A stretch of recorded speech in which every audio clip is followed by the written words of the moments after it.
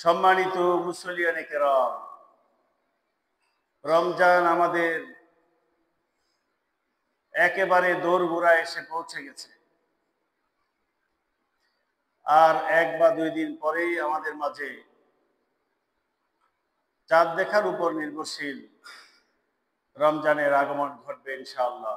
সম্ভবত 2 তারিখ দিবাগত রাত চাঁদ দেখার উপর নির্ভর করছে। আজ আমি এই রমজানের ফরজ রোজার বিধিবিধান নিয়ে আলোচনা করব। আল্লাহ তাআলা আমাদের উপর যে রমজানের রোজা ফরজ করেছেন, এই রোজার কিছু নির্দিষ্ট নিয়ম কানুন আছে। রমজানের কিছু ফরজ বিধান আছে, কিছু ওয়াজিব বিধান আছে, কিছু সুন্নত বিধান আছে। এই বিধিবিধানগুলো যথাযথভাবে পালন করতে না পারলে আপনার আমার এই মূল্যবান রোজা, সারাদিনের কষ্ট করা শ্রম সবই বৃথা চলে যাবে। আল্লাহ রাব্বুল আলামিন আমাদের উপরে রমজানের রোজাকে ফরজ করেছেন। এই ফরজ রোজার ডিউরেশন কি হবে, বিধানটা কি হবে, এটা আল্লাহ রাব্বুল আলামিন তার কোরআনুল কারীমের সূরা বাকারার 187 নম্বর আয়াতে আল্লাহ তাআলা দিয়েছেন। আল্লাহ রাব্বুল আলামিন কোরআনুল কারীমের সূরা বাকারার 187 নম্বর আয়াতে আল্লাহ রাব্বুল আলামিন বলছেন, ওয়াকুলু ওয়াশরাবু হাত্তা ইয়াতাবায়ানা লাকুমুল খাইতুল আবিয়াদু মিনাল খাইতিল আসওয়াদ মিনাল ফাজরি সুম্মা আতিম্মুস সিয়ামা ইলাল লাইল। আল্লাহ রাব্বুল আলামিন এখানে রোজার বিধান দিলেন। আল্লাহ তাআলা বলছেন, ওয়াকুলু ওয়াশরাবু, তোমরা খাও এবং পান করো। তোমরা খাবার খেতে পারবে, তোমরা পান করতে পারবে। কোন পর্যন্ত খাবার গ্রহণ করতে পারবে এবং পানীয় গ্রহণ করতে পারবে? হাত্তা ইয়াতাবায়ানা লাকুমুল খাইতুল আবিয়াদু মিনাল খাইতিল আসওয়াদ। যতক্ষণ পর্যন্ত কালো রেখা, আকাশের কালো রেখা সাদা রেখাকে অতিক্রম না করবে, অর্থাৎ ভোর যতক্ষণ পর্যন্ত সন্নিকটে না আসবে, এটা আল্লাহ তাআলা ক্লিয়ার করে দিলেন। মিনাল ফাজরে, অর্থাৎ ফজর যতক্ষণ পর্যন্ত উদ্ভাসিত না হবে ততক্ষণ পর্যন্ত তোমরা খাবার গ্রহণ করতে পারবে। এই যে তুমি খেলে এবং পান করলে, খাবার গ্রহণ করলে, এরপরে যখন ফজর এসে যাবে তখন তোমার খাবারকে তুমি স্টপ করে দিবে। ফজরের পূর্বে তোমার খাবার কি করবে? বন্ধ করে দিবে। খাবার বন্ধ করে দিয়ে তুমি এটাকে সুম্মা আতিম্মুস সিয়ামা ইলাল লাইল, তুমি রাত্র পর্যন্ত, অর্থাৎ সূর্য অস্ত যাওয়া পর্যন্ত এটাকে কন্টিনিউ করবে। সুবহানাল্লাহ। আল্লাহ তাআলা ক্লিয়ার করে দিলেন, সূর্য অস্তের পর থেকে সুবহে সাদেক পর্যন্ত এই যে সময়টুকু আছে, অর্থাৎ ফজরের পূর্ব মুহূর্ত পর্যন্ত তুমি চাইলে খাবার গ্রহণ করতে পারবে, পানীয় গ্রহণ করতে পারবে এবং হালাল মানবিক চাহিদা পূরণ করতে পারবে। যখন তুমি এই ফজর উদ্ভাসিত হয়ে যাবে, অর্থাৎ সুবহে সাদেক শেষ হয়ে যাবে, এরপর থেকে শুরু করে সূর্য অস্ত যাওয়া পর্যন্ত এই সময় পর্যন্ত তুমি তোমার রোজাকে কন্টিনিউ করবে। এর মধ্যে তোমার জন্য খাবার গ্রহণ করা, পানীয় গ্রহণ করা এবং তোমার হালাল জৈবিক চাহিদা পূরণ করা সম্পূর্ণরূপে হারাম। এই আয়াত দ্বারা আল্লাহ তাআলা রোজার বিধান দিলেন যে তোমাকে রোজার বিধান এইভাবে পালন করতে হবে। আল্লাহ রাব্বুল আলামিন যে রোজা দিলেন, এই রোজা ইসলামের 5টি স্তম্ভের গুরুত্বপূর্ণ একটি স্তম্ভ। ইসলাম নামক সুন্দর জীবন ব্যবস্থার গড়খানা যে 5টি খুঁটির উপরে দাঁড়িয়ে আছে, তার মধ্যে রোজা একটি।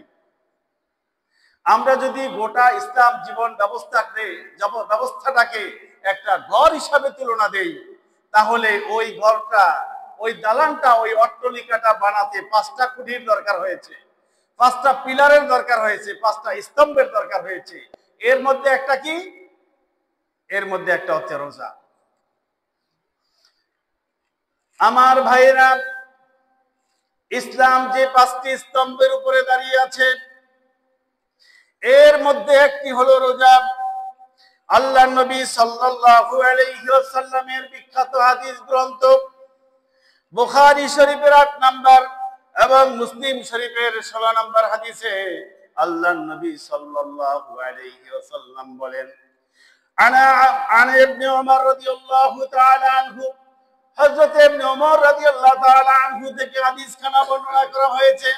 قال النبي صلى الله عليه وسلم, তিনি বলেন, নবী সাল্লাল্লাহু আলাইহি ওয়াসাল্লাম ইরশাদ করেন, বুনিয়াল ইসলামু আলা খামসিন, ইসলাম 5টি স্তম্ভের উপর দাঁড়িয়ে আছে, ইসলাম 5টি পিলারের উপর দাঁড়িয়ে আছে, ইসলাম 5টি গুরুত্বপূর্ণ খুঁটির উপরে দাঁড়িয়ে আছে।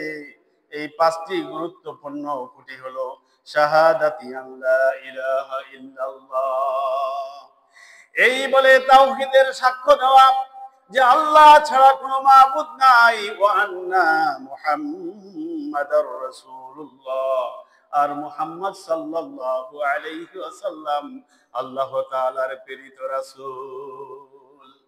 তাহলে ইসলাম যে 5টি স্তম্ভের উপর দাঁড়িয়ে আছে, 5টি খুঁটির উপর দাঁড়িয়ে আছে, 5টি পিলারের উপর দাঁড়িয়ে আছে, যেমনি ভাবে একটি ঘর দাঁড়িয়ে থাকে, তাই না? পিলার ছাড়া কি ঘর দাঁড়াতে পারে? কোন ভবন অট্টালিকা দাঁড়াতে পারে? ইসলামকে যদি আমরা একটা ভবন অট্টালিকা ঘরের সাথে তুলনা দেই, ইসলাম নামক ঘরের কয়টি খুঁটি? 5টি খুঁটি। এর মধ্যে 1 নাম্বারটা হচ্ছে কি? এই বলে তাওহীদের সাক্ষ্য দেওয়া যে আল্লাহ ছাড়া কোনো মাবুদ নাই, মুহাম্মদ সাল্লাল্লাহু আলাইহি ওয়াসাল্লাম আল্লাহ তাআলার প্রেরিত রাসূল। এটি হচ্ছে 1 নাম্বার খুঁটি।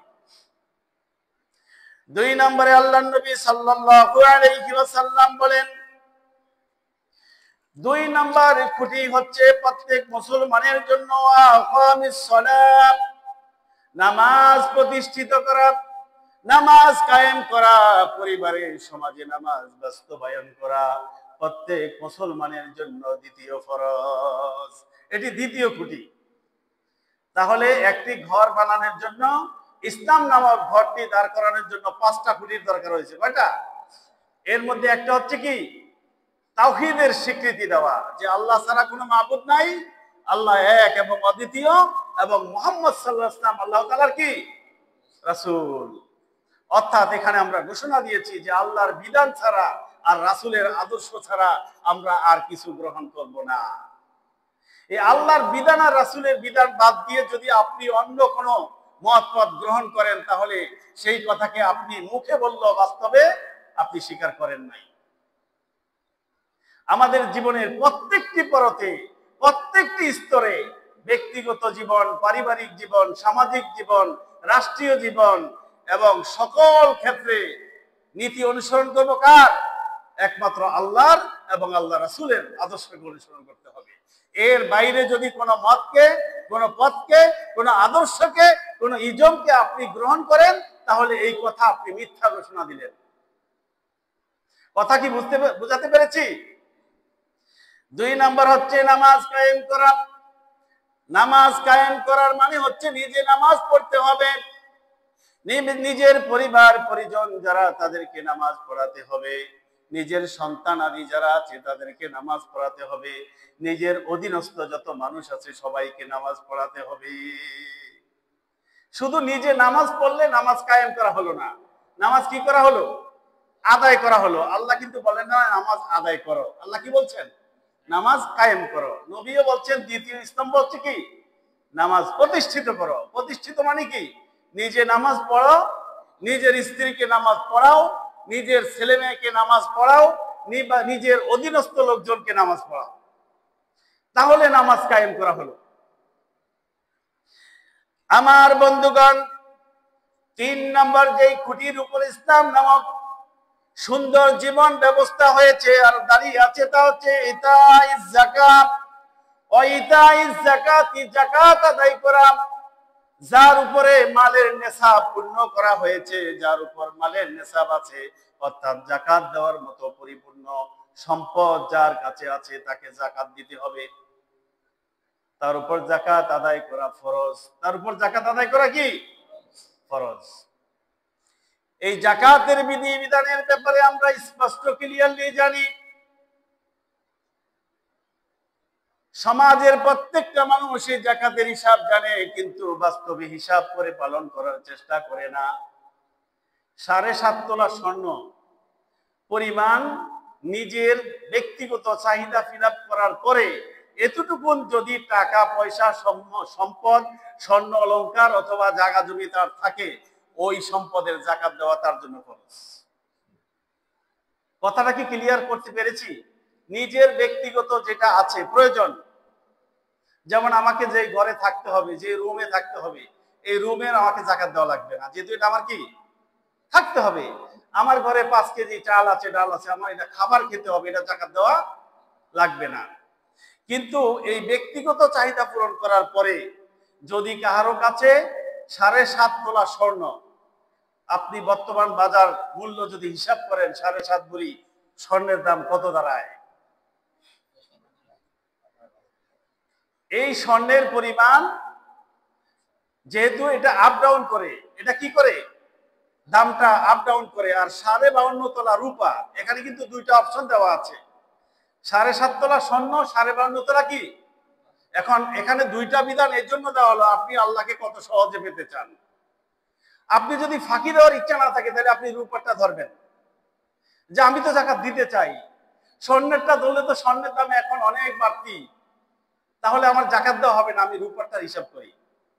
যে ফাঁকি দিতে চায় তার কথা, কারণ স্বর্ণের দাম যখন কম ছিল তখনও তো অনেকে যাকাত দেয় নাই, তাই না? এখন তো স্বর্ণের দাম বেড়েছে, তাই তো? তাহলে আপনি যাকাতের বিধান হিসাব করে আপনি যাকাত দিতে হবে। বর্তমান পৃথিবীর সমস্ত স্কলার একমত প্রায় 5 লক্ষ টাকা পরিমাণ যার কি হবে, যার কাছে গচ্ছিত থাকবে সে যাকাত দিতে হবে। 5 লক্ষ টাকার পর থেকে হিসাব করে সে কি দিবে?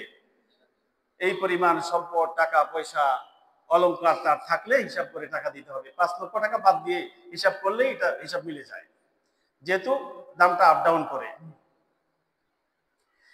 এই যাকাত আদায় করা প্রত্যেক মুসলমানের উপর ফরজ। ইসলামের এই সুন্দর জীবন ব্যবস্থা 3 নম্বর যেই খুঁটির উপর দাঁড়িয়ে রয়েছে তার নাম হচ্ছে যাকাত। আপনি সন্তানের জন্য, নিজের স্ত্রী পুত্র পরিজনের জন্য ভবিষ্যতের কথা চিন্তা করে যাকাত দিলেন না। সম্পদ আপনি জমা করে রেখে দিলেন, কিয়ামতের মাঠে এই যতগুলি যাকাতের টাকা জমা হয়েছে আপনি দিলেন না, কিয়ামতের মাঠে প্রত্যেকটিকে আল্লাহ তাআলা প্রত্যেকটি সম্পদকে আপনার জন্য শাস্তির কারণ হিসাবে সাব্যস্ত করবেন। সম্পদ আপনি রেখে গেলেন ঠিকই, সন্তান সম্পদ ভোগ করলো, ছেলে মেয়েরা ভোগ করলো, স্ত্রী পুত্র পরিজনেরা ভোগ করলো, অথচ কবরের মধ্যে শাস্তির ব্যবস্থা হয়ে গেল আপনার। এজন্য প্রত্যেকটা মুসলমান ভাই বোনদেরকে আমি অনুরোধ করব, যাদের কাছে সাহেবে যাকাতের পরিমাণ অর্থ সম্পদ টাকা পয়সা জায়গা জমি অর্থ করি আছে, তারা আল্লাহর রাস্তায় হিসাব করে যাকাত দিয়ে দিবেন। একটা সুবর্ণ সুযোগ এসেছে যাকাত দেওয়ার, রমজান মাস। রমজান মাসের পূর্বে আপনি 1 টাকা দান করলে 1 টাকার সওয়াব পেতেন। রমজান মাসের কারণে আপনি 1 টাকা দান করলে কমপক্ষে 70 টাকার সওয়াব পাবেন। আপনার একদিকে যাকাত আদায় হয়ে গেল, আরেকদিকে 1 টাকায় 70 গুণ দান করার সওয়াব পাওয়া গেলেন। কত সুবর্ণ সুযোগ! এই জন্য রমাদান মাসে হিসাব করে সারা বছরের যাকাত আদায় করে দিবেন প্রত্যেকে। ইসলামের তৃতীয় যে খুঁটি দাঁড়িয়ে আছে তার নাম হলো যাকাত। খেয়াল করে দেখেন, একটা ঘর যদি দাঁড়িয়ে থাকতে হয় 5টা খুঁটি লাগে। আমার আপনার সাথে মিলান কয়টা খুঁটি আমি ঠিক রেখেছি? 1 নম্বর খুঁটি হলো তাওহীদের স্বীকার করা, 2 নম্বর খুঁটি হলো নামাজ কায়েম করা, 3 নম্বর খুঁটি হলো কি যাকাত আদায় করা। 3টা ফিলার ঠিক আছে কিনা করেন, নিজের সাথে মিল করে দেখি। আমার ভাইরা, আল্লাহর নবী সাল্লাল্লাহু আলাইহি ওয়াসাল্লাম 4 নম্বরে বললেন ওয়াল হজ্জিল বাইতি, আল্লাহর ঘর বাইতুল্লাহকে তাওয়াফ করা মানে হজ করা হচ্ছে যাদের উপরে ফরজ হয়েছে। মনে রাখবেন, যার উপর যাকাত ফরজ তার উপর হজ ফরজ। যার উপর কি যাকাত ফরজ তার উপর কি, কারণ ওই পরিমাণ টাকা, হজের শর্ত হলো কি, সে মক্কাতে যাওয়া এবং আসার জন্য এই পরিমাণ টাকা যদি তার কাছে থাকে, এবং যেই সময়টাতে সে সফর অবস্থায় থাকবে ওই সময়টাতে তার পরিবার পরিজনকে চালানোর জন্য পরিমাণ মতো অর্থ যদি সে দিয়ে যেতে পারে, ওই লোকের উপর হজ ফরজ। কি বলছি বলেন তো? মক্কাতে যাওয়া আসার, খাওয়ার, আনুষঙ্গিক কাজগুলি শেষ করার পরিমাণ সমান যদি কি তার কাছে টাকা থাকে, এবং সে যে 1 মাসের সফর করলো বা 15 দিনের সফর করলো বা 2 মাসের সফর করলো, এই অবস্থায় তার যে পিছনে পরিবার পরিজন রেখে গেছে তাদের ভরণ পোষণের ব্যবস্থা যদি সে করে দিয়ে যাওয়ার মতো তার তৌফিক থাকে, এই লোকের উপরে কি হজ করা ফরজ। বহু লোক আছে তার এই পরিমাণ অর্থ সম্পদ আছে, জমি বিক্রি করলে জমি হারা হয়ে যাবে, এর জন্য জমি বিক্রি করে না। বলতেছে আমার কাছে তো নগদ টাকা নাই। স্বর্ণ আছে, বলতেছে আমার কাছে কি নাই, নগদ টাকা নাই। অনেক মানুষ আছে খুব চালাক, 7.5 ভরি স্বর্ণ হইলে তাকে যাকাত দিতে হবে, এই জন্য সে আধা ভরি বিক্রি করে ফেলছে। আধা ভরি বিক্রি করার পরে কয় ভরি রইল? 7 ভরি যাকাত দেওয়া লাগবে? লাগবে না। চালাকিটা বুঝতে পারছেন? মানে আল্লাহকে ফাঁকি দিতে চায়, আসলে আল্লাহকে ফাঁকি দিল নাকি নিজে ফাঁকি খাইল। এই সম্পদ আপনি কার জন্য জমা করে রাখলেন? এই সম্পদ কিয়ামতের দিন আপনার জন্য শাস্তির কারণ হবে। যতই আপনি চালাকি করেন, আল্লাহর কুদরতি রাডারের থেকে আপনি বাঁচার কোনো কি নাই, কায়দা নাই। আল্লাহ তো সব জানতে পারেন, সব দেখতে পারেন, সব বুঝতে পারেন। এর মধ্যে যদি কারো ঋণ থাকে, ঋণ বাদ দিয়ে হিসাব করতে হবে।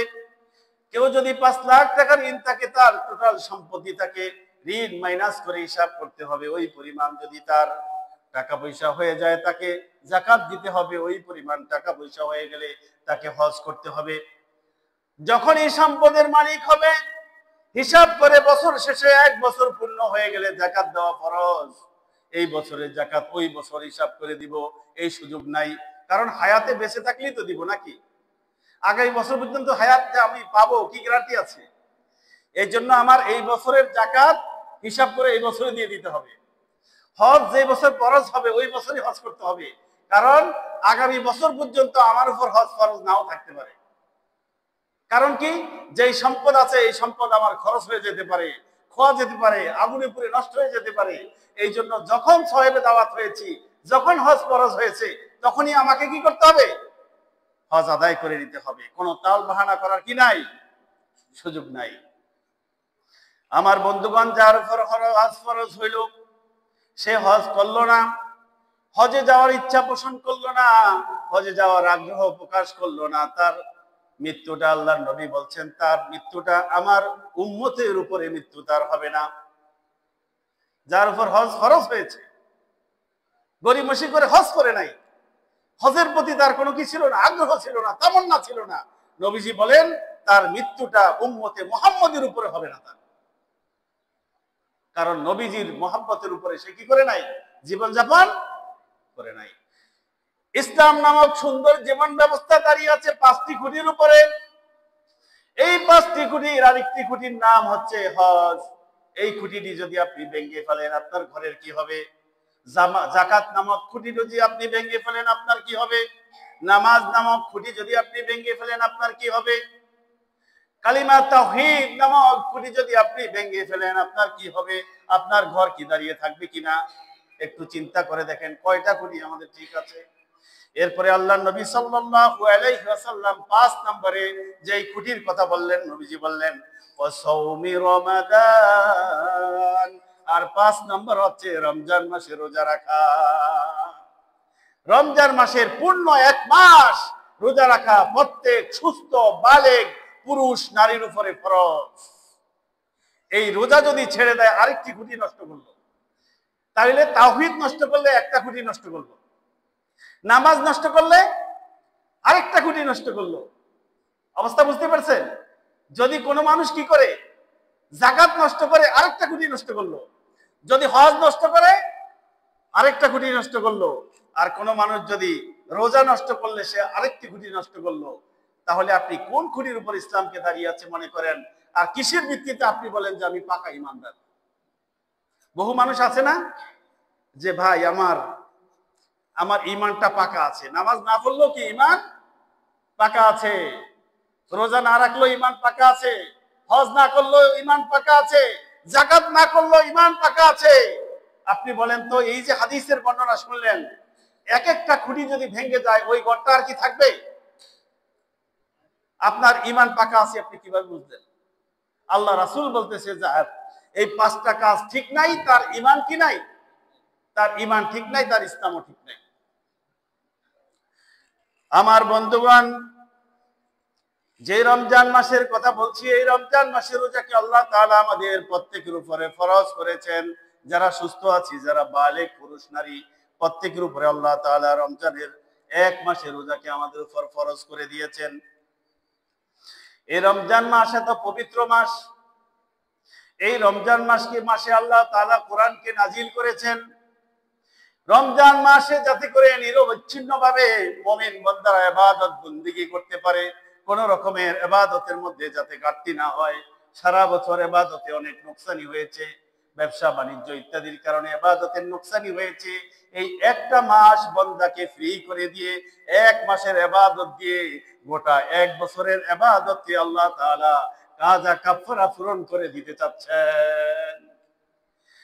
এই জন্য বান্দা যাতে করে যথাযথভাবে এভাবে ইবাদত করতে পারে, আল্লাহ রাব্বুল আলামিনের হাবিব বলেন এই রমজান মাসকে পবিত্র করে রাখার জন্য আল্লাহর হাবিব বলেন, আনা আবি হুরায়রা রাদিয়াল্লাহু তাআলা আনহু, হযরত আবু হুরায়রা থেকে হাদিসখানা বর্ণনা করা হয়েছে। আবু হুরায়রা রাদিয়াল্লাহু তাআলা আনহু হাদিসখানা বর্ণনা করেন। তিনি বলেন, ক্বালা রাসূলুল্লাহ সাল্লাল্লাহু আলাইহি ওয়াসাল্লাম, নবী সাল্লাল্লাহু আলাইহি ওয়াসাল্লাম ইরশাদ করেন, ইযা জাআ রমাদানা ফুতিহাত আবওয়াবুল জান্নাহ। যখন রমজান মাস এসে যায়, আল্লাহ রাব্বুল আলামিন জান্নাতের সব দরজাগুলিকে খুলে দেন। বলেন সুবহানাল্লাহ। রমজান মাসের কারণে জান্নাতের সব দরজা কি করা হয়? খুলে দেওয়া হয়। ও গুল্লিকাত আবওয়াবুন নার, জাহান্নামের দরজাগুলিকে সব বন্ধ করে তালা দিয়ে দেওয়া হয়। রমজান মাস এতই বড় একটা পবিত্র মাস, আল্লাহ তাআলা কি করলেন? জান্নাতের সব দরজাকে খুলে দিলেন। সুবহানাল্লাহ। আর জাহান্নামের সব দরজাকে কি করলেন? বন্ধ করে দিলেন। শুধু রহমতের দরজা খুলে দেন নাই, শুধু জাহান্নামের দরজাকে বন্ধই করেন নাই। তারপরে দেখেন নবীজি বলেন, ওয়াসুফিদাতি শায়াতিন, আর শয়তানকে বন্দী করে রাখা হয়। তাহলে রমজান মাসে কি করা হয়? জান্নাতের সব দরজাকে, রহমতের দরজাকে বন্ধার জন্য খুলে দেওয়া হয়, জাহান্নামের সব দরজাকে বন্ধ করে দেওয়া হয়, আর শয়তানকে শিকল দিয়ে বন্দী করে দেওয়া হয়, যাতে করে মুমিন বান্দারা, আল্লাহর প্রিয় বান্দারা এক মাস যথাযথভাবে নিরবচ্ছিন্নভাবে এই রমজানের রোজাকে রাখতে পারে আর ইবাদত বন্দেগী করতে পারে। সুবহানাল্লাহ। আল্লাহকে পাওয়ার জন্য রমজান মাস একটা উন্নত মাস, রমজান মাস একটা অন্যতম মাস, যেই মাসের প্রতিদিনের, প্রতিটি সেকেন্ডের, প্রতিটি মুহূর্তের ইবাদতকে আল্লাহ তাআলা 70 গুণ দিয়ে আল্লাহ তাআলা উন্নীত করে দেন। সুবহানাল্লাহ। একবার আল্লাহকে ডাকলে 70 বার আল্লাহকে ডাকা হয়। এক রাকাত নফল নামাজ পড়লে 70 রাকাত নফল নামাজ সওয়াব হয়। একটা টাকা দান করলে 70 টাকা দান করার সওয়াব হয়। মুমিন বান্দার জন্য কত বড় সুবর্ণ সুযোগ। এই যে সারা বছর ইবাদতের মধ্যে একটু একটু কি হয়েছে? নোকসানি হয়েছে বান্দার ব্যস্ততার কারণে। আল্লাহ তাআলা সেটাকে বোনাস দিয়ে পরিপূর্ণ করে দিলেন, অফার দিয়ে সেটাকে কি করলেন? কোন একটা কোম্পানি কি করে, একটা মার্কেটে যখন পণ্য ছাড়ে, নির্দিষ্ট একটা দিন পর্যন্ত পণ্যের একটা রেট থাকে যে এই দিন পর্যন্ত এই রেট থাকবে। যখন দেখে এই রেট দিয়েও মার্কেটে এই পণ্যটা কি হয় নাই, তাদের টার্গেট ফিল আপ হয় নাই, তখন কোম্পানি কি করে বলেন তো? তখন কোম্পানি একটা অফার ছাড়ে। কি করে? অফার ছেড়ে দেয় যে এই তারিখ থেকে এই তারিখ পর্যন্ত এই পণ্য গ্রহণ করলে তার ক্রেতাদের জন্য এই সুযোগ সুবিধা থাকবে। বলেন সুবহানাল্লাহ। এটা দুনিয়ার দৃষ্টি। আল্লাহ রাব্বুল আলামিন সারা বছরের জন্য বান্দার জন্য যে ইবাদত বন্দেগী করার জন্য দিয়েছেন, ইবাদত বন্দেগী করে বান্দা জান্নাত কি করবে, কামাই করবে, এই সারা বছরের অফারের মধ্যে বান্দার নানাবিধ দুনিয়ার পেরেশানির কারণে কিছু কি হয়ে গেছে, কমতি হয়ে গেছে, তার টার্গেট ফিল আপ করতে কি করে নাই, পারে নাই। এই জন্য আল্লাহ তাআলা রমজান মাস দিলেন। রমজান মাস দিয়ে একটা অফারের মাস দিলেন মুমিনের জন্য, যে তোমার যেটা কি হয়েছে, কমতি হয়েছে, এই এক মাস অফার দিলাম, এক মাসের মধ্যে তুমি তোমার টার্গেটকে ফিল আপ করে আমার জান্নাতে তুমি সমাসীন হয়ে যাবে। আর তোমার এই যাতে এই অফারটা পূর্ণ করার জন্য কোনো ডিস্টার্ব না করতে পারে, আমি শয়তানকে কি করলাম, আমি শয়তানকে শিকল দিয়ে বন্দি করে রেখে দিলাম। আমি জান্নাতের রহমতের দরজা সব তোমার জন্য খুলে দিলাম, আমি জাহান্নামের সব দরজা বন্ধ করে দিলাম। জাহান্নামীদেরকে বলে দিলাম, ও জাহান্নামীরা, আমার এই রমজান মাস উপলক্ষে তোমাদের এক মাসের জন্য আযাব বন্ধ। ও জান্নাতীরা, তোমাদের এই এক মাস উপলক্ষে তোমাদেরকে আমি দেখো জান্নাতের এই সুবাস সুগ্রাম দুনিয়াবাসীর কাছে রহমত হিসাবে প্রেরণ করার জন্য আমি জান্নাতের দরজাগুলিকে উন্মুক্ত করে দিলাম। আর শয়তান যাতে আমার এই মুমিন বান্দার ইবাদতে কোনো বিঘ্ন না ঘটাতে পারে, আমি শয়তানকে আমি শিকল দিয়ে বন্দী করে রেখে দিলাম। সুবহানাল্লাহ, কত বড় মর্যাদার মাস আমার ভাইয়েরা। তারপরেও কেন মানুষ দুষ্টামি করে? শয়তানকে যদি শিকল দিয়ে বন্দী করা হয়, বন্দী করেন যে এটা তো সত্য, নবীর হাদিস 100% সত্য, তাই না? শয়তানকে বন্দী করা হয়, তারপরও শয়তান কেন শয়তানি করে? তারপরও মানুষ কেন অপরাধ করে? মানুষ অপরাধ করে কারণ হচ্ছে, আমরা জানি সূরা নাসের মধ্যে আমরা পড়ি কি, মিনাল জিন্নাতি ওয়ান নাস। শয়তান দুই প্রকার। শয়তান কয় প্রকার? একটা তো হচ্ছে আজাজিল শয়তান, এরপরে শয়তান আছে দুইটা, একটা হচ্ছে মানুষ শয়তান, একটা হচ্ছে জিন শয়তান। একটা হচ্ছে কি মানব সন্তান শয়তান, একটা হচ্ছে কি, তো জিন শয়তানকে তালা মারা হলো, শিকল দিয়ে মারা হলো। এই শয়তান মূলত এক সময় কি ছিল? কথা বলেন, শয়তান এক সময় কি ছিল? শয়তান মূলত কয় প্রকার? দুই প্রকার। এর মধ্যে একটা হচ্ছে কি মানব শয়তান, একটা হচ্ছে জিন শয়তান। মূল যে শয়তান এটা জিন থেকে আসছে। এক সময় জিন ছিল, এরপরে আল্লাহ তাআলার ইবাদত করতে করতে আল্লাহ তাআলা তাকে ফেরেশতার মর্যাদা দিয়ে কি করছেন, তাদের দলে ঠাঁই দিয়েছেন। তারপরে আল্লাহর হুকুম অমান্য করার কারণে তারা কি করলেন, দুষ্ট শয়তান বানিয়ে দিলেন। রমজান মাস উপলক্ষে জিন শয়তানকে তালা মেরে রেখে দেওয়া হলো, শিকল বাঁধা হলো। এখন বাকি রয়েছে কারা? কথা বলেন না কেন, কারা? মানব শয়তান বাকি রয়েছে। সারা বছর শয়তানি করতে করতে এত শয়তানি করছে, এই শয়তানের স্পিড আর রমজান মাসে বন্ধ হয় নাই। রমজান মাসও সে চালাইতেছে। প্রমাণ কি? এই ফ্যানটার সুইচ একটু যদি আমরা এখন বন্ধ করে দিই, দয়া করে খেয়াল করেন, এই যে ফ্যান চলছে, এই সুইচটা যদি আমি এখন বন্ধ করে দিই, ফ্যানটা কি সাথে সাথে বন্ধ হবে? বন্ধ হবে নাকি আরো কিছুক্ষণ চলবে? এই কিছু মানুষ আছে সারা বছর এত পরিমাণ অপরাধ করছে, এত পরিমাণ নাফরমানি করছে, এত পরিমাণ গুনাহ করছে, তার গুনার স্পিরিট এত বেড়ে গেছে, এই শয়তানকে তালা মারার পরেও তার ওই শয়তানের স্পিরিট তখন পর্যন্ত চলতেই আছে, চলতেই আছে, বন্ধ হয় না। আর নাউযুবিল্লাহি মিন যালিক। মানুষ দুষ্টামি করতে করতে, অপরাধ করতে করতে এক সময় মানুষ আর মানুষ থাকে না, মানুষ শয়তান হয়ে যায়। কি যায়?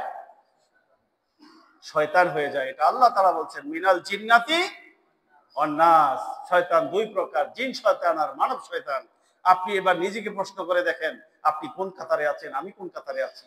যদি রমজান মাসও আমার আপনার দ্বারা অপরাধ সংগঠিত হয়, তাহলে বুঝতে হবে আমি একজন মানব শয়তান, আমি আর মানুষের কাতারে এখন আর নাই।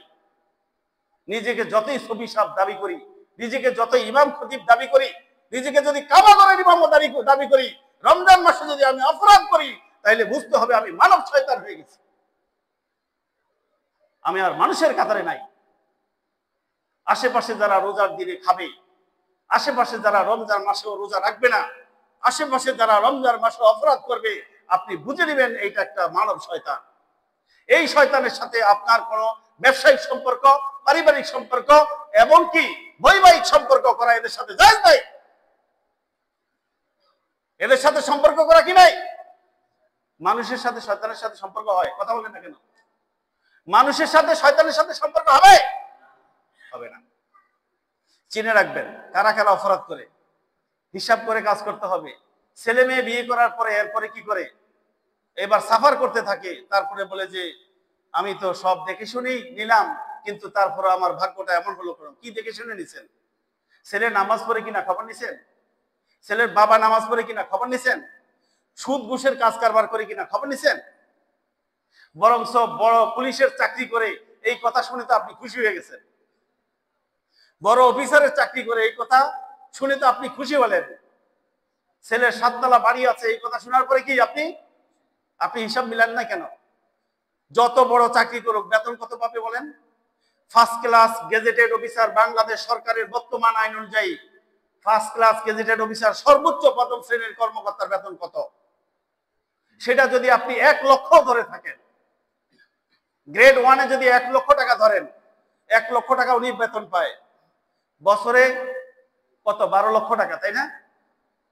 উনি চাকরি করে, চাকরির মেয়াদ হচ্ছে 5 বছর। কয় বছর? 5 12 কতটা হলো? 60 লক্ষ টাকা উনি ইনকাম করতে পারে কয় বছরে? 5 বছরে। তুমি 5 বছরে 7 তলা বিল্ডিং করলো কিভাবে? উনি পরিবারের খরচ ছিল না?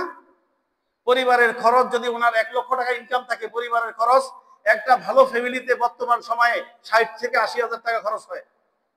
তাহলে উনি প্রতি মাসে ডিপোজিট করলে 20,000 টাকা ডিপোজিট করার কথা, 5 বছরে কত টাকা জমবে? উনি 7 তলা বাড়ি করলো কিভাবে? আপনি হিসাব মিলাইলেন না কেন? এখন আইসা কান্নাকাটি করেন যে আমার মেয়েটার জীবনে কি হলো। হবে তো, কারণ আপনি তো একটা মানুষের কাছে বিয়ে দেন না, মেয়েটাকে একটা শয়তানের কাছে বিয়ে দিচ্ছেন আপনি। এখন কান্নাকাটি করে কোন লাভ নাই। কান্নাকাটি সব আগেই করতে হবে, চিন্তা ভাবনা সব আগেই করতে হবে। সুখ টাকা দিয়ে পাওয়া যায় না, সুখ টাকা দিয়ে কিনতে পাওয়া যায় না। হালালের মধ্যেই শান্তি, হারামের মধ্যে কি নাই? কুকুরের বাচ্চা একসাথে কয়টা হয় বলেন? 13টা 14টা 12টা, তাই না? বছর শেষে কয়টা কুকুর খুঁজে পাওয়া যায় এলাকায় বলেন? যেই পরিমাণ কুকুরের বাচ্চা হয় ওই পরিমাণ কুকুরের বাচ্চা কি থাকে? একটা বিড়ালে খায়, একটা কুকুর নিজে খেয়ে ফেলে, একটা শিয়ালে খায়, একটা নিজে মারা যায়। এরকম করে একটা কুকুরের 12-13টা বাচ্চা হইলো, শেষ পর্যন্ত 1-2টা থাকে। অনেক কুকুরের একটাও থাকে না। আমি কি কথা বাড়তি বলতেছি? কিন্তু গরুর বাচ্চা কয়টা হয়? গরুর বাচ্চা একটা হয়। কোরবানিতে কি পরিমাণ গরু খায়। এরপরে রমজান মাস আসলে তো আর কোনো কথাই নাই। সারা দেশের মুসলমানরা তো গরু সারা বছর খাইতেই থাকে। গরুর বাচ্চা একটা হওয়ার পরে এত গরু খায়, তারপরে গরুর কি নাই? শেষ নাই। কুকুরের বাচ্চা 14-15টা হওয়ার পরে কুকুর নাই কেন? কুকুরের হাট মিলাইলে একসাথে 5 লাখ কুকুর একত্র করতে পারবে এরকম সম্ভাবনা আছে? কথা বলেন না কেন? কিন্তু গরুর হাটে তো লক্ষ লক্ষ গরু হয়, কোথা থেকে আসে? তার মানে হচ্ছে হারামের মধ্যে কি নাই? কোনো বরকত নাই। হালালের মধ্যে কি আছে? বরকত আছে। মনে রাখবেন, অল্প ইনকাম করেন, যদি আপনি হালাল ইনকাম করেন, হালালের উপর চলেন, আল্লাহ এটার মধ্যে অনেক বরকত দিবে, পেরেশানি কমিয়ে দিবে। দুনিয়ার পেরেশানি, আখিরাতের পেরেশানি থেকে মুক্ত থাকবেন। আর হারাম যত ইনকাম করবেন শান্তি হবে না। শান্তি এই দুনিয়া তো নাই, ওই দুনিয়া তো সব জায়গায় আপনার শান্তি শেষ। এই জন্য সাবধান, সকল রকমের অপরাধ ছেড়ে দিতে হবে, সকল রকমের গুনাহ ছেড়ে দিতে হবে। রমজান মাস আসছে, পবিত্র মাস আসছে। এই রমজান মাস উপলক্ষে কোন রকমের গুনাহ, কোন রকমের অপরাধ করার চেষ্টা করা যাবে না। তওবা করতে হবে আল্লাহর কাছে পূর্ণভাবে। আমি সহ আমরা প্রত্যেকেই অপরাধী, প্রত্যেকেই কি অপরাধী। কোনো না কোনো ভুলে কোনো না কোনো গুনাহ আমরা করেছি। এই জন্য আসুন আমরা আল্লাহর কাছে ক্ষমা চাই, আল্লাহর কাছে মাফ চাই। আমরা এখন থেকে তওবা করি, আর 1-2 দিন পরেই কি আমাদের মাঝে রমজান এসে যাবে। এই জন্য আমরা আল্লাহর কাছে তওবা করি, আল্লাহ যা ভুল করেছি ভবিষ্যতে আর এই ভুল করবো না, আপনি আমাদেরকে মাফ করে দেন। আগামী রমজান আমরা পাবো কিনা তা আমরা জানি না। জানি বলেন? গত বছর এই রমজানে ছিল, বহু মানুষ আছে আজকে দুনিয়াতে নাই, তাই না ভাই? আমি থাকবো কিভাবে আছি বলেন? নবীজি বলছেন, নবীজি জুমার দিন খুতবা দিতে এসেছেন, মিম্বরের মধ্যে দাঁড়িয়ে বললেন আমিন। এই ওয়াজ করেছি না? এরপরে বললেন আমিন, এরপরে বললেন আমিন। সাহাবারা বলল, ইয়া রাসূলুল্লাহ, আপনি মিম্বরে দাঁড়িয়ে তো অন্যদিন আমিন বলেন না, আজকে বললেন কেন? নবীজি বললেন, আমি যখন মিম্বরে এসেছি জিবরাইল ওহী নিয়ে আসছে। জিবরাইল বলেছে, যে ব্যক্তি রমজানের রোজা পাইলো পাওয়ার পরও জাহান্নামের খাতা থেকে নিজের নাম কাটাইতে পারলো না, ওই লোকটা ধ্বংস হয়ে যাক। আমি নবী বলছি আমিন, সে ধ্বংস হয়ে যাক। তাহলে রমজানের রোজাকে এই হাদিস দ্বারা বোঝা গেল জাহান্নামের খাতা থেকে নিজের নাম কাটার সুবর্ণ সুযোগ। যে ব্যক্তি রমজানের রোজা পায়াও নিজেদেরকে জাহান্নামীদের তালিকা থেকে নাম কাটাতে পারল না, ওই লোকের ব্যাপারে আল্লাহ প্রস্তাব পাঠাইছেন, সে ধ্বংস হয়ে যাক। জিব্রাইলের মাধ্যমে প্রস্তাব আসছে এবং নবী বলছেন কি আমিন, সে ধ্বংস হয়ে যাক। আমরা কি ধ্বংস হতে চাই? এজন্য ভাইরা সুবর্ণ সুযোগ, আমরা তওবা করি। আসুন আমরা পূর্ণভাবে তওবা করি, একদম খালেজ ভাবে তওবা করি, সব অপরাধ আমরা ছেড়ে দিই। আমরা রোজাকে যথাযথভাবে পালন করি। রমজানের এই রোজাকে আমরা যথাযথভাবে পালন করতে আমরা কিছু বিধিবিধান আমাদের জানা প্রয়োজন। রোজার মধ্যে 3টি ফরজ আছে। কয়টি ফরজ? 1 নাম্বার ফরজ হচ্ছে নিয়ত করা। এই নিয়ত আপনি মনে মনে করলেই চলবে, অনুষ্ঠান করে নিয়ত করার প্রয়োজন নাই। প্রত্যেক রাতে অথবা ভোর রাতেই আপনি নিয়ত কমপ্লিট করবেন। মনে মনে আপনার পূর্ণ নিয়ত থাকবে, আমি আল্লাহ সন্তুষ্টির জন্য কি করছি, আমি এই রমজানে রোজা রাখছি। এমনি একজন মনে চাইলো ভোর রাত্রে উঠে খাবার খাইলো, তার কি রোজা হবে? তার কি নিয়ত ছিল রোজা রাখা? বলেন। এই জন্য নিয়তটা জরুরি। তাহলে 1 নাম্বার হচ্ছে কি করা? খালেজ ভাবে আল্লাহ সন্তুষ্টির জন্য নিয়ত করা। 2 নাম্বার হচ্ছে কি করা? 2 নাম্বার হচ্ছে শবে সাদেক থেকে একদম সূর্য অস্ত যাওয়া পর্যন্ত সকল প্রকারের খাওয়া পান করা এবং মানবিক চাহিদা পূরণ করা থেকে বিরত থাকা। এটা হচ্ছে ফরজ, দ্বিতীয় ফরজ। সকল প্রকারের খাওয়া পান করা এবং মানবিক সকল প্রকার হালাল চাহিদা পূরণ করা থেকে বিরত থাকা, এটা হচ্ছে কি দ্বিতীয় ফরজ। আর তৃতীয় ফরজ হচ্ছে সকল প্রকার রোজা ভেঙে যায় এমন যত কাজ আছে সকল প্রকার কাজ থেকে নিজেকে বিরত রাখা। এই 3টা হচ্ছে কি রোজার ফরজ। এই ওয়াজিব গুলো সেম সেমই, ওয়াজিব গুলো কি প্রায় সেম সেমই। রোজার ফরজ এবং ওয়াজিব এগুলো কাছাকাছি। ওয়াজিবও একই, এর মধ্যে নিয়ত করা এবং রোজা ভঙ্গ হয়ে যায় এমন কোনো কাজ না করা, এটি হচ্ছে রোজার ওয়াজিব। রোজার মধ্যে বেশ কয়েকটা সুন্নত আমল আছে। এই সুন্নত আমলগুলি করলে আপনার রোজা সুন্দর হবে। আপনার রোজা কি হবে? একটু মনোযোগ দিয়ে শুনি। ফরজগুলি শুনলেন, রোজার সুন্নতের আমলগুলি করলে রোজা কি হবে? সুন্দর হবে, মানানসই হবে। 1 নম্বরে হচ্ছে সেহরি খাওয়া। ভোর রাত্রে সেহরি খাওয়াটা কি সুন্নত। আমরা অনেকে রাত্র 12টা 1টা পর্যন্ত সজাগ থাকি, ভোর রাত্রে আর উঠতে পারবো না, তো এই জন্য একসাথে খেয়ে দিই। আপনার রোজা হয়ে যাবে কিন্তু আপনি সুন্নত থেকে বঞ্চিত হলেন। ভোর রাতে অন্তত আপনি কি করেন? পুষ্টিকর খাবার খান। আপনি যদি স্বাস্থ্য সচেতন বন্ধু হন তাহলে উঠেন, ভোর রাতে উঠেন, আপনি সন্ধ্যার সময় কয়টা ছোলা ভিজিয়ে রাখেন, কয়টা ছোলা খান। আপনি খেজুর খান, খেজুরের মধ্যে ফ্রুকটোজ পাওয়া যায়। একটু মধু খান, মধুর মধ্যে সুক্টোজ পাওয়া যায়। একটু দুধ খান, দুধের মধ্যে কি আছে? মিনারেল আছে, ক্যালসিয়াম আছে। এরপরে চাইলে আপনি একটা কলা খেতে পারেন, কলার মধ্যে প্রচুর পরিমাণে এনার্জি থাকে, আয়রন থাকে। আপনি যদি নিজের স্বাস্থ্যকে কন্ট্রোল করতে চান তাহলে আপনি এভাবে খান। এই রাতের বেলা ভোর রাতে কিছু না কিছু খাবার খেতে হবে, এটা কি সুন্নাত। আবার অতিরিক্ত খেয়ে চাহিদা পূরণ করে ফেলবেন না, যে আমি তো দুপুর বেলা খেতে পারি নাই, সকালে নাস্তা খেতে পারি নাই, যাক সন্ধ্যার পর থেকে একেবারে মুয়াজ্জিনের আযান দেওয়া পর্যন্ত চলছে মেশিন, তাহলে সমান সমান হয়ে গেল, কিন্তু আপনার স্বাস্থ্য কন্ট্রোল হবে না। এই রমজানের রোজা আপনার স্বাস্থ্য কন্ট্রোল করার একটা টিপস। আপনি স্বাস্থ্যগতভাবে ভালো থাকবেন রোজার কারণে। যদি খেয়ে দিয়ে সমান করে ফেলেন তাহলে তো স্বাস্থ্য কন্ট্রোল হলো না। এই জন্য একটু কি করা, একটু হিসাব কিতাব করে খাওয়া। রমজান মাসের যে ইফতারি, এই ইফতারকে দ্রুত করা। আজান হয়েছে, অনেকে গড়িমসি করে দেরি করে ইফতার করে না, দেরি করে ইফতার করা সুন্নাতের খেলাফ। যদি আপনার টাইম জানা থাকে, এখন তো সবাই সচেতন, প্রত্যেকের কাছে মোবাইলে অ্যাপস আছে, তাই না? মোবাইলে অ্যাপসে গ্রহণযোগ্য যে অ্যাপসটা আছে সেটা গ্রহণ করবেন। যখন সময় হয়ে যায় মুয়াজ্জিন সাহেব আজান দেখ বা না দেখ আপনি খেতে পারবেন, যদি আপনার সময়ের জ্ঞান থাকে। আপনার জানা থাকলে খাবেন, আর না জানা থাকলে খেয়ে বিপদে পড়ার দরকার নাই।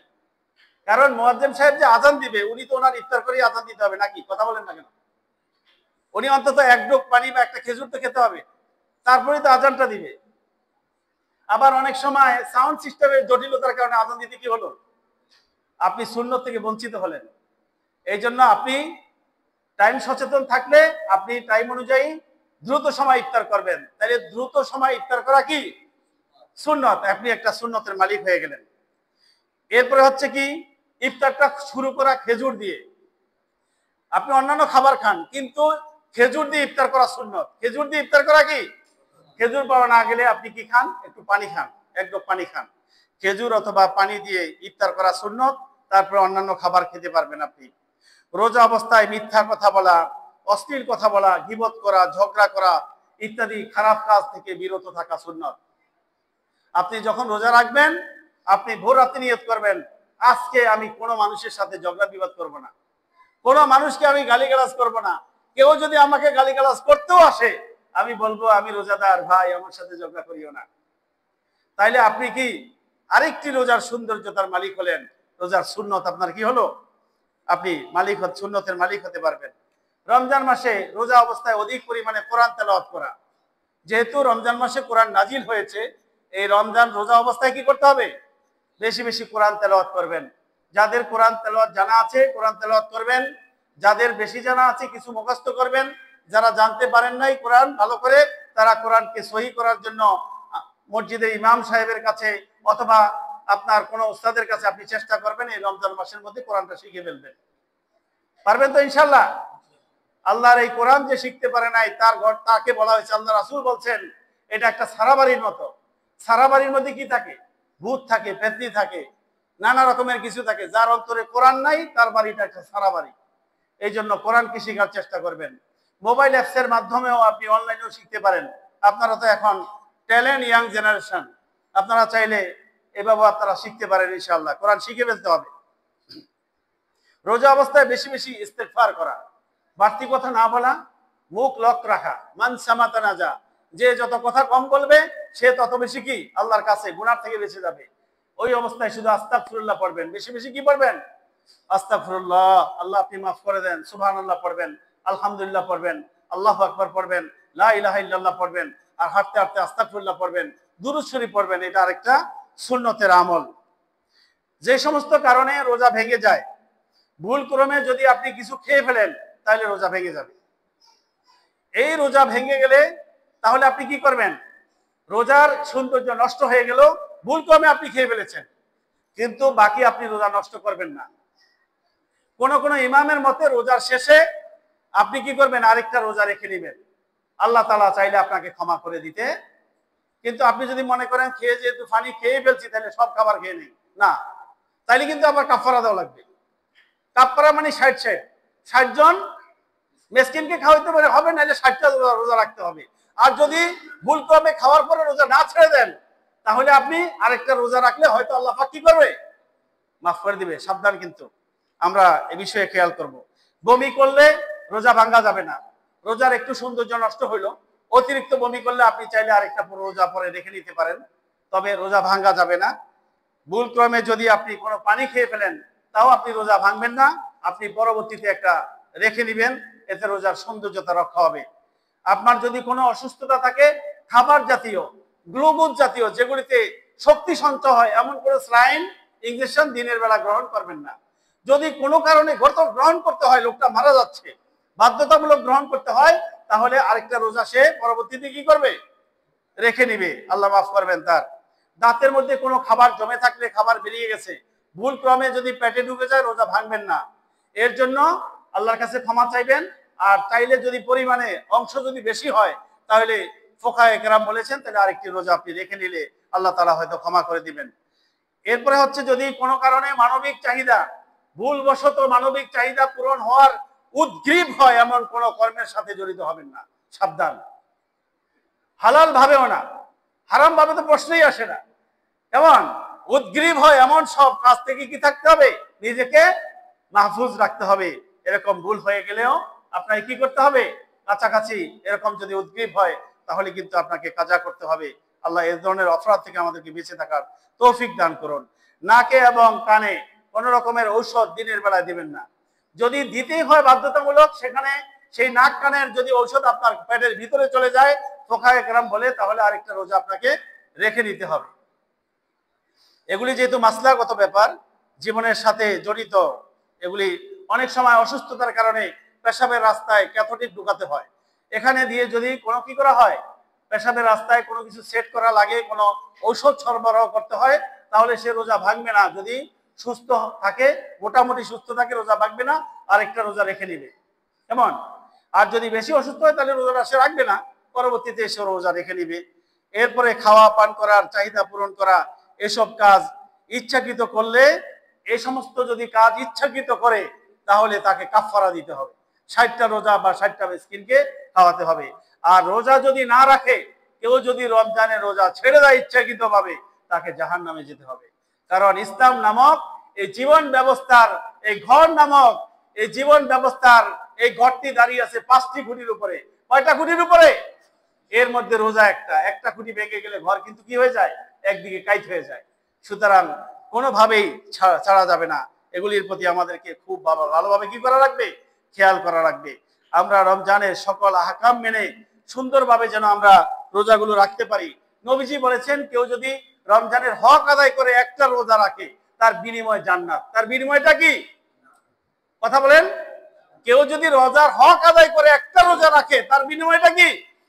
জান্নাত। আমরা সব হক আদায় করে রোজা রাখার তৌফিক দান করুন। একটি ঘোষণা শুনুন।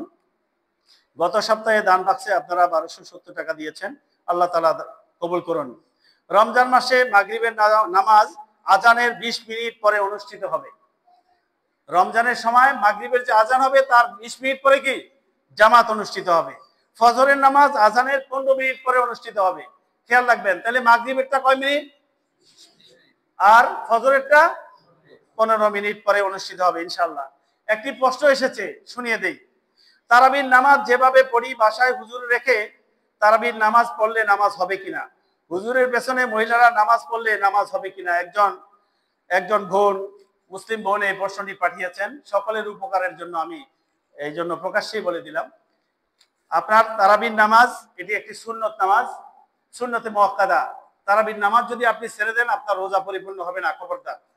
এখন এই নামাজ নিয়ে কোনো মাসলা গতভাবে আপনি বাড়াবাড়ি করার দরকার নাই। আপনার 8 রাকাত পড়তে পারেন, পড়েন, কোনো অসুবিধা নাই। আপনি 16 রাকাত পড়তে পারেন, পড়েন, কোনো অসুবিধা নাই। 20 রাকাত পড়তে পারেন, সবচেয়ে উত্তম। 20 রাকাত পড়তে পারলে কি সবচেয়ে উত্তম, পড়েন, বাড়াবাড়ি কারাকারি করার দরকার নাই। এখন জামাতে পড়তে চাইলে মসজিদও পড়তে পারবে মহিলারা, যদি পর্দার ব্যবস্থা থাকে। বাসা বাড়িতে পড়তে চাইলেও যদি পর্দার ব্যবস্থা থাকে, যে হুজুরের মাধ্যমে নামাজ পড়ানো হবে তিনি তো নিশ্চয়ই গায়রে মুহররম হবে, তার সাথে দেখা দেওয়া কি নাই, জায়েজ নাই। তিনি পর্দার আড়াল থেকে একটা সেফ জোনে পুরুষদের সহ দাঁড়াবেন, আর মহিলারা আলাদাভাবে অন্য জায়গাতে পর্দা মেনে দাঁড়াবে, তাইলে নামাজ হবে, অসুবিধা হবে না। এইভাবে জামাতে নামাজ পড়া কি আছে, জায়েজ আছে। স্বামী স্ত্রী ইচ্ছে করলে পরিবার পরিজন সহকারে বৃষ্টি হয়েছে, আপনি জামাতে নামাজ পড়তে পারছেন না, আপনারা ঘরে জামাতে নামাজ পড়ে নেবেন। কিভাবে দাঁড়াবেন? পুরুষ মানুষ প্রথমে দাঁড়াবে, মধ্যখানে একজন বাচ্চা শিশুকে দাঁড়া করে দিবেন, ছোট বাচ্চাকে দাঁড়া করে দিবেন, তারপরে পিছনে মহিলারা দাঁড়াবে। তারপরে কি, তাহলে আপনি ঘরেও জামাতে নামাজ পড়তে পারবেন ওই পুরুষের নেতৃত্বে। তারা যদি মুহররম হয় একসাথে দাঁড়াবে, আর গায়রে মুহররম হলে পর্দার আড়ালে দাঁড়াবে। মুহররম যদি হয় তাহলে মাঝখানে কি দিবে, শিশু বাচ্চা। প্রথমে ইমাম, মধ্যখানে শিশু বাচ্চা, তারপরে কে, মহিলারা দাঁড়াতে পারবে। তবে যাদের সাথে দেখা দেওয়া জায়েজ নাই তারা পর্দার আড়ালে দাঁড়াবে, আর যাদের সাথে ইমামের দেখা দেওয়া জায়েজ তারা বাচ্চাদের পিছন থেকে দাঁড়াতে পারবে। আল্লাহ পাক আমাদেরকে তৌফিক দান করুন। আসসালামু আলাইকুম রাহমাতুল্লাহ। যারা